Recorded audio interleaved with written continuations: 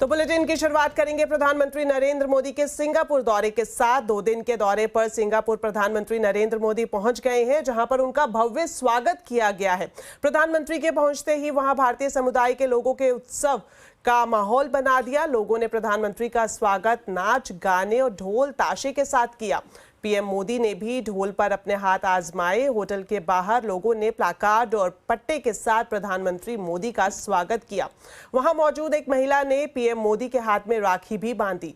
Singapore के प्रधानमंत्री Lawrence Wong के निमंत्रण पर पीएम मोदी सिंगापुर पहुंचे हैं और विदेश मंत्रालय के मुताबिक दोनों नेता भारत सिंगापुर स्ट्रैटेजिक पार्टनरशिप की प्रगति की समीक्षा करेंगे। साथ ही क्षेत्रीय और अंतर्राष्ट्रीय मुद्दों पर भी चर्चा संभव है। प्रधानमंत्री मोदी सिंगापुर के प्रेसिडेंट, बड़े लीडर्स और बिजनेस कम्युनिटी से भी मुलाकात करेंगे।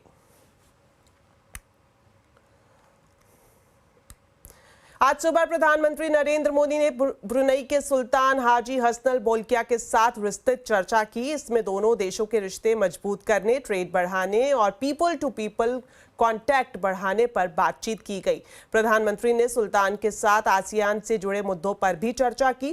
ब्रुनेई की राजधानी बंदर सेरी में प्रधानमंत्री मोदी ने भारतीय हाई कमीशन के नए भवन का उद्घाटन भी किया। विदेश मंत्रालय ने प्रधानमंत्री के ब्रुनेई दौरे को ऐतिहासिक बताया। दोनों देशों के बीच राजनयिक रिश्तों के 40 साल पूरे हुए हैं और आपको बता दें, प्रधानमंत्री मोदी ब्रुनेई पहुंचने वाले पहले प्रधानमंत्री हैं।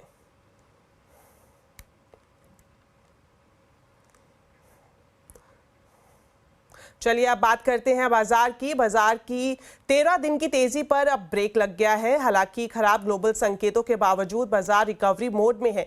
सेंसेक्स निफ्टी निचले स्तर से सुधरकर बंद हुए। सेंसेक्स 203 पॉइंट चढ़कर 82,353 पर और निफ्टी 81 पॉइंट गिरकर 25,199 पर बंद हुआ। तो मार्केट का पूरा हाल समझते हैं यतिन मोहता से। तो यतिन, सबसे पहले बताएं मार्केट की हाइलाइट्स।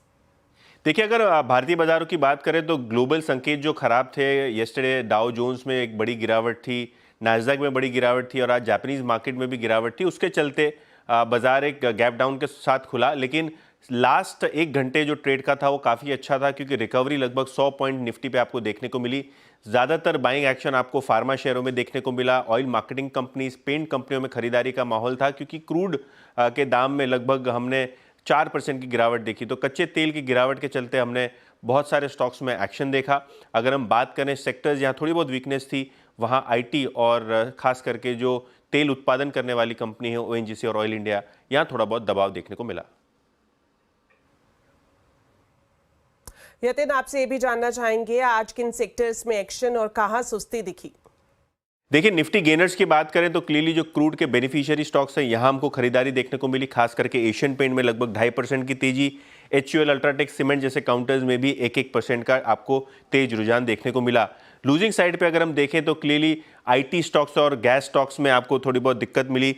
विप्रो की बात करें, ओएनजीसी की बात करें तो यहाँ दबाव था। मेटल्स में से हिंडाल्को और कोल इंडिया जैसे काउंटर्स में थोड़ी बहुत गिरावट का माहौल रहा। मिड कैप गेनर्स की बात करें तो यहाँ आपको मजगांव डॉक, यानी जो येस्टरडे डिफेंस के बड़े ऑर्डर्स का ऐलान हुआ, उसके बाद स्टॉक में आज भी लगभग 7% की तेजी। बायोकॉन, प्रेस्टीज एस्टेट्स और क्योंकि कच्चे तेल की कीमतों में गिरावट है तो ऑयल मार्केटिंग कंपनीज में से HPCL में खरीदारी आपको देखने को मिली।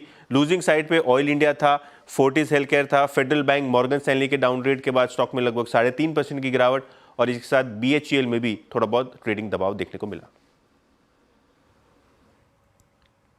शुक्रिया यतिन इस पूरे मार्केट अपडेट के लिए।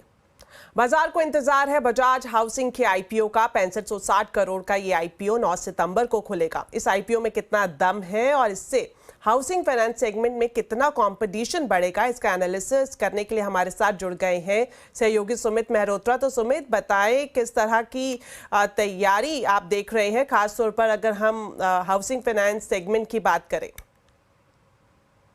एक मेगा आईपीओ की तैयारी कर रहा है बाजार, स्पेशली हाउसिंग फाइनेंस स्पेस में। कुछ लोगों ने प्रेस कॉन्फ्रेंस में ये भी बात की कि क्या ये HDFC लिमिटेड बनेगा नेक्स्ट, लेकिन नंबर्स आपके सामने रख देता हूँ किस तरह की सिचुएशंस यहाँ बनते हुए दिखाई पड़ेंगी over a period of time.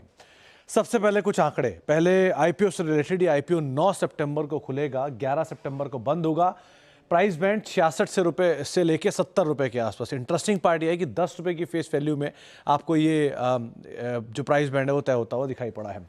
Size करीब 6,560 करोड़ रुपए का इस आईपीओ का, फ्रेश इशू 3560 करोड़ रुपए और ओएफएस करीब 3,000 करोड़ रुपए के आसपास यहाँ पर आता हुआ दिखाई पड़ेगा। तो ये बाइफर्केशन है इस पूरे आईपीओ का। इम्प्लाइड मार्केट कैप अपर प्राइस बैंड पे करीब 58,297 करोड़ रुपए के आसपास और लोअर एंड पे करीब 54,900 करोड़ या मोटा मोटा के लिए 55,000 करोड़ रुपए के आसपास ये मार्केट कैप बैठेगी। हाउसिंग फाइनेंस जो बजाज है, जो हाउसिंग फाइनेंस का मौजूदा एयूएम है वो रफली 97,000 करोड़ रुपए के आसपास है। आखिरी एचडीएफसी लिमिटेड की जो एनुअल रिपोर्ट थी उसमें 5 लाख करोड़ की उन्होंने एयूएम मेंशन किया था अपना, जब मर्ज होने से पहले। इसके अलावा भी ब्रेकअप है, 57.5% के आसपास का होम लोन कारोबार से इनको आय आती है, लीज रेंटल कारोबार से 19.5% के आसपास, डेवलपर फाइनेंसिंग से करीब 11% के आसपास और लोन अगेंस्ट प्रॉपर्टी से रफली 10% के आसपास के रेवेन्यूज इनको आते हुए दिखाई पड़ते हैं। लेकिन एक अच्छी ग्रोथ इनके हाउसिंग फाइनेंस कारोबार के एयूएम में देखिए पिछले 4 साल में। FY22 में करीब 53,000 करोड़ रुपए के आसपास ये नंबर था, FY23 तक आते आते 70,000 करोड़, FY24 में रफली 92,000 करोड़ रुपए के आसपास नंबर और पहली तिमाही जो FY25 की है उसमें 97,000 करोड़ रुपए के आसपास का एयूएम है। नेट इंटरेस्ट मार्जिन वाइज ये कंपनी स्टैक्ड अप है, बाकी प्लेयर से कंपैरिजन थोड़े बेटर साइड पर। बजाज हाउसिंग करीब 4% के आसपास के एनआईएम, LIC हाउसिंग 3% के आसपास के एनआईएम, PNB हाउसिंग 4% के आसपास के एनआईएम, कैनफिन होम्स 3.5% के एनआईएम। हालांकि एप्टस वैल्यू के एनआईएम ज़्यादा है, शायद इसीलिए इसका वैल्यूएशन भी कहीं ज़्यादा है, इसलिए बाजार भी इसको बहुत ज़्यादा प्रीमियम वैल्यूएशन पर रख रहा है। Bajaj finance gross NPA net NPA सबसे कम, LIC हाउसिंग फाइनेंस 3-3.5% का ग्रॉस एनपीए, 1.5% के आसपास का नेट एनपीए, PNB हाउसिंग 1.5% के आसपास से ग्रॉस एनपीए, 1% के आसपास का नेट एनपीए, कैनफिन होम करीब 1% का ग्रॉस एनपीए और रफली 0.5% का नेट एनपीए और एप्टस वैल्यू जहां पर हायर मार्जिन है तो ऑब्वियसली बात है हायर इनके एसेट क्वालिटी में भी थोड़ा सा एक ग्रॉस एनपीए और नेट एनपीए का नंबर बड़ा रहेगा। इनकी credit rating wise Bajaj housing AAA, LIC housing AAA, Canfin home AAA, PNB housing AA+, Aadhaar housing AA और एप्टस वैल्यू AA-। यहाँ पर एक और नंबर में बजाज हाउसिंग फाइनेंस आपने देखा। और अब प्राइस टू बुक वैल्यू जो सबसे इंपॉर्टेंट वैल्यूएशन की समरी है, Bajaj housing finance 3.19 price to book के नंबर पर भी कामकाज कर रहा है। LIC हाउसिंग फाइनेंस करीब 2.2, PNB हाउसिंग फाइनेंस करीब 1.5 और कैनफिन होम रफली 2.5 के आसपास, एप्टस वैल्यू रफली 4.5 के आसपास। शायद इसीलिए LIC और हाउसिंग फाइनेंस में हाल फिलहाल में एक वैल्यू कैचअप है, क्योंकि बजाज फाइनेंस का एक नंबर भी आता हुआ दिखाई पड़ रहा है। तो ओवरऑल इस तरह की फाइनेंशियल नंबर्स या सिचुएशन है, गोइंग फॉरवर्ड देखते हैं किस तरह का रिस्पॉन्स आता हुआ दिखाई पड़ता है। शुक्रिया सुमित इस पूरे एनालिसिस के लिए। पीएमओ इस हफ्ते फेम 3 पॉलिसी पर अहम बैठक करने जा रहा है। स्वैपेबल बैटरी को लेकर बड़ा फैसला हो सकता है। डिटेल समझते हैं संवाददाता रोहन सिंह से। तो रोहन, ये बताएं इस बैठक के बारे में क्या जानकारी है और इसमें कौन से बड़े फैसले सरकार की तरफ से लिए जा सकते हैं? जी, फाइनली ये जो पूरी पॉलिसी है ये पीएमओ के टेबल पे आ चुकी है और इसलिए ये एक बहुत ही पॉजिटिव डेवलपमेंट है इस फेम 3 पॉलिसी के लिए। इस सप्ताह पीएमओ एक मीटिंग ऑर्गेनाइज करवा रहा है और कुछ क्वेरीज की थी पूरी पॉलिसी को लेकर, जिसपे हेवी इंडस्ट्री मिनिस्ट्री की तरफ से जवाब आया है। पिछले कुछ दिनों में स्टेक होल्डर कंसल्टेशन हुए, इंटर मिनिस्ट्रियल ग्रुप ने अपनी रिपोर्ट दी है, कई सारे सुझाव दिए हैं, उन सभी पे चर्चा होगी। जो मुख्य रूप से 2-3 पॉइंट हैं जिन पर जो एजेंडा में रखे गए हैं। पहले तो जो इंसेंटिव्स और क्लेम्स हैं उनको कैसे आसान बनाया जाए इलेक्ट्रिक व्हीकल्स के लिए। दूसरी, स्वैपेबल बैटरी को शामिल करना है या नहीं करना है, उस पर चर्चा हो सकती है। और फेम 2 में हमने देखा था कि बहुत सारे कुछ लूप होल्स थे, कुछ गड़बड़ियां आई थी, तो एक फेल सेफ मैकेनिज्म बनाया जाए कि वो गलतियां दोबारा से रिपीट ना हो। तो ये 3-4 पॉइंट्स हैं जिन पर चर्चा हो सकती है और इन पे कुछ मामूली बदलाव किया जा सकता है। जो मौजूदा ड्राफ्ट है ये उसके आधार पर, और इस पे हेवी इंडस्ट्री मिनिस्ट्री से पूरा एक सजेशन मांगा गया है। कई सारे इंडस्ट्री के साथ मीटिंग्स हो रही थी और अभी तक जो हमें सूत्र बता रहे हैं, फेम 3 पॉलिसी लगभग उसी लाइन पे रहेगी जैसी जो मौजूदा EMPS पॉलिसी है। टर्म्स एंड कंडीशंस वही रहेंगे, उसी की कंटिन्यूटी रहेगी, लेकिन कुछ बदलाव रहेंगे। एक नई कैटेगरी लाई जाएगी जो कि न्यू एंड इमर्जिंग टेक्नोलॉजी की होगी, जिसमें चाहे वो ई-ट्रक्स हो, ई-ट्रैक्टर्स हो, उनको शामिल किया जा सकता है। इसके अलावा इसमें ई-बसेस को लेकर काफ़ी जो 9 बड़े महानगर हैं उनके लिए एक बड़ी पॉलिसी का ऐलान किया जा सकता है और फास्ट चार्जिंग पे खास फोकस रहने वाला है। तो थोड़े बहुत बदलाव होंगे, लेकिन मोर और लेस 2 साल के लिए ये पॉलिसी रहेगी और वो जो मौजूदा EMPS पॉलिसी है उसी की लाइन पे हम आगे देखेंगे। लेकिन ये एक इंपॉर्टेंट डेवलपमेंट इसलिए है कि फाइनली जो हाईएस्ट ऑफिस है वहां तक ये पहुंच चुका है और इसके बाद अगर मंजूरी मिलती है तो सीधा कैबिनेट में जाएगा। शुक्रिया रोहन इस पूरी जानकारी के लिए। सरकार ने चीन से स्टील के इंपोर्ट पर ड्यूटी बढ़ाने के संकेत दिए हैं। Heavy industry minister HD Kumaraswamy ने आज बड़ा बयान देते हुए कहा कि चीन से भारत में स्टील की डंपिंग चिंताजनक है और घरेलू स्टील इंडस्ट्री को राहत देने के लिए प्रधानमंत्री कार्यालय और वित्त मंत्रालय से बातचीत की जाएगी। They are suffering, our Indian steel manufacturers. Another side, China's dumping huge quantity. They are facing the problem. We have our Prime Minister's vision is by 2030 we have to reach 300 million production actually. For that actually, if we are not going to give some security to our industries, our manufacturers, it will be great difficult.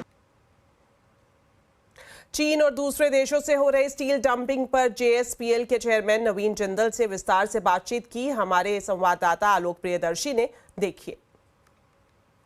कुछ देश China, Korea, Vietnam, Japan से भी बहुत अधिक मात्रा में पहले के मुकाबले बहुत अधिक मात्रा में स्टील का आयात हो रहा है और वो जो आयात हो रहा है वो बहुत कम दामों पर हो रहा है। ये सभी कंट्रीज़, इनके अंदर जो कंपनियां हैं वो अपने घरेलू बाज़ार को बचा के रखने के लिए वहाँ तो महंगा बेचते हैं और जो सस्ता माल है, सस्ता माल को वहाँ वो इंडिया में डंपिंग कर रहे हैं, जिससे कि हमारे देश के उद्योगों को बहुत नुकसान हो रहा है।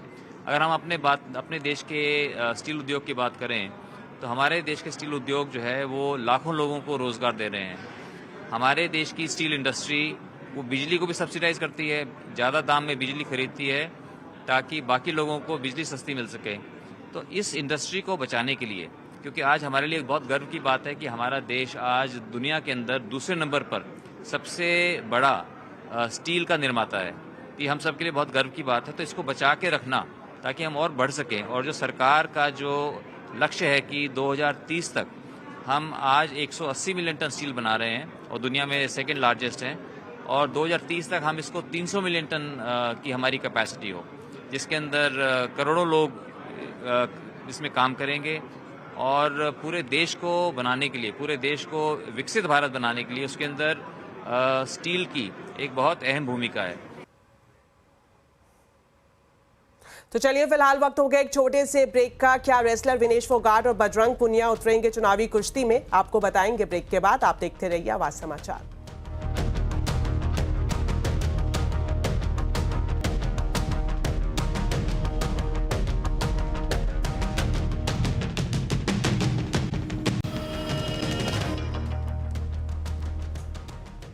ब्रेक के बाद आपका स्वागत है। क्या रेसलर विनेश फोगाट और बजरंग पुनिया कांग्रेस के टिकट पर हरियाणा की चुनावी कुश्ती में उतरेंगे? आज ये सवाल इसलिए उठ रहा है क्योंकि आज दोनों ने राहुल गांधी से मुलाकात की है।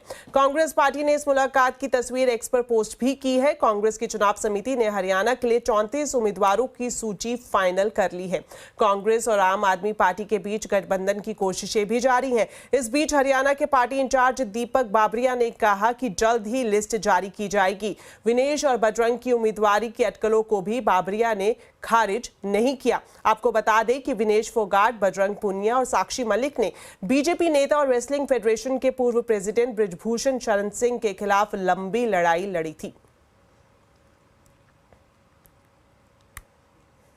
आज जम्मू कश्मीर के रामबन से राहुल गांधी ने चुनाव प्रचार की शुरुआत कर दी है। बेहद आक्रामक अंदाज में राहुल गांधी ने प्रधानमंत्री नरेंद्र मोदी और जम्मू कश्मीर में एलजी के शासन पर हमला बोला। राहुल ने कहा कि देश भर में बीजेपी के खिलाफ माहौल है और प्रधानमंत्री के तेवर बदल चुके हैं। राहुल ने यह भी कहा कि कांग्रेस जम्मू कश्मीर को राज्य का दर्जा वापस दिलवाएगी।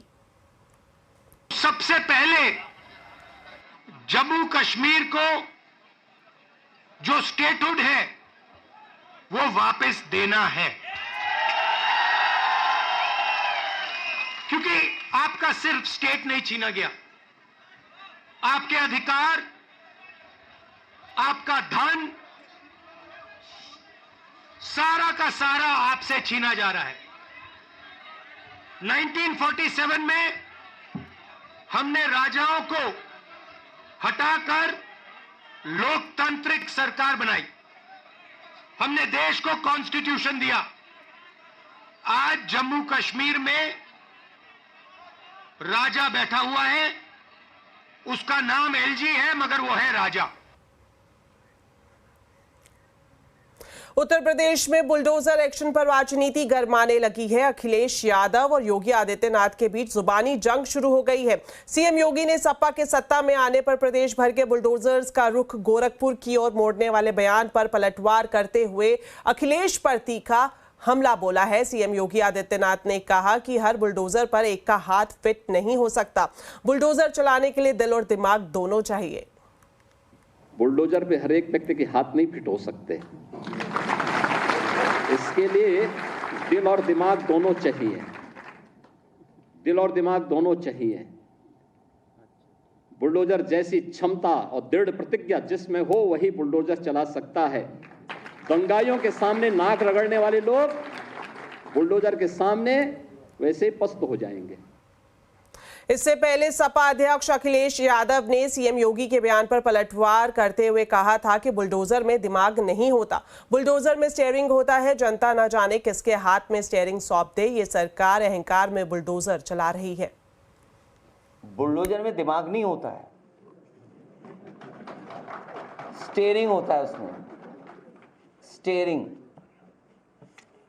स्टीयरिंग से चलता है बुलडोजर। उत्तर प्रदेश की जनता कब किसका स्टीयरिंग बदल दे या दिल्ली वाले कब किसका स्टीयरिंग बदल दें, और बुलडोजर जो है, जिनके लिए बुलडोजर बल व नाइंसाफी का प्रतीक है, मैं उन्हीं को बुलडोजर की मुबारकबाद देना चाहता हूं।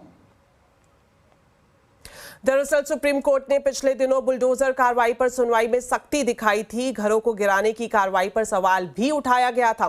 सुप्रीम कोर्ट ने जल्द निर्देश जारी करने की बात कही थी। इसके बाद से ही सियासी हंगामा बढ़ता जा रहा है। कोलकाता के आरजी कर मेडिकल कॉलेज में ट्रेनी डॉक्टर की रेप के बाद हत्या का मामला तूल पकड़ता जा रहा है। आज कोलकाता में बीजेपी विधायकों ने रेप और मर्डर के विरोध में प्रदर्शन किया। इस दौरान उन्होंने ममता सरकार के खिलाफ जमकर नारेबाजी की।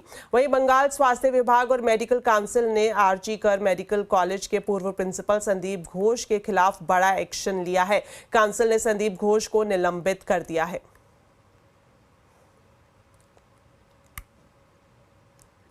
वहीं उत्तर प्रदेश में लखनऊ में खासतौर पर शिक्षक अभ्यर्थियों का तीसरे दिन भी प्रदर्शन जारी है। आज 69,000 अभ्यर्थियों ने बीजेपी प्रदेश अध्यक्ष भूपेंद्र चौधरी के आवास का घेराव किया। सभी अभ्यर्थी हाईकोर्ट के आदेश के मुताबिक अपनी नियुक्तियों में तेजी लाने और प्रक्रिया में पारदर्शिता लाने की मांग कर रहे हैं। इनका कहना है कि भर्ती प्रक्रिया में देरी से उनके भविष्य की संभावनाएं प्रभावित हो रही है, इसलिए वो सरकार से तत्काल हस्तक्षेप की मांग कर रहे हैं। इससे पहले इन अभ्यर्थियों ने उप मुख्यमंत्री केशव प्रसाद मौर्य और फिर कैबिनेट मंत्री आशीष पटेल के आवास पर भी प्रदर्शन किया था।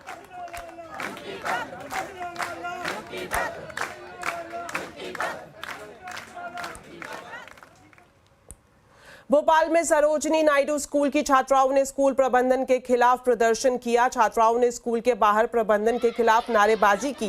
गुस्साई छात्राओं ने स्कूल में तोड़फोड़ भी की। छात्राओं का आरोप है कि उन्हें क्लासरूम की सफाई करवाई जाती है। इतना ही नहीं, स्कूल में लेट आने पर टीचर घंटों बाहर धूप में खड़ा रखती है, जिस वजह से कई बार छात्राओं की तबीयत भी बिगड़ चुकी है।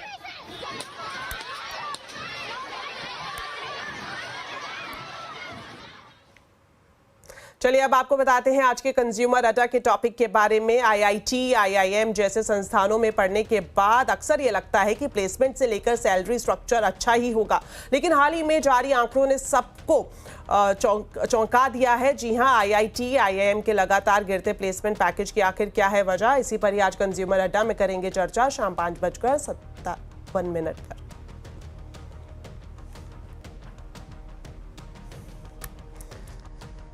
तो चलिए, मेरे साथ इस बुलेटिन में इतना ही। आप खबरों पर अपडेट रहें, सीएनबीसी आवाज से जुड़े रहें हमारे सोशल मीडिया हैंडल्स के जरिए। नमस्कार।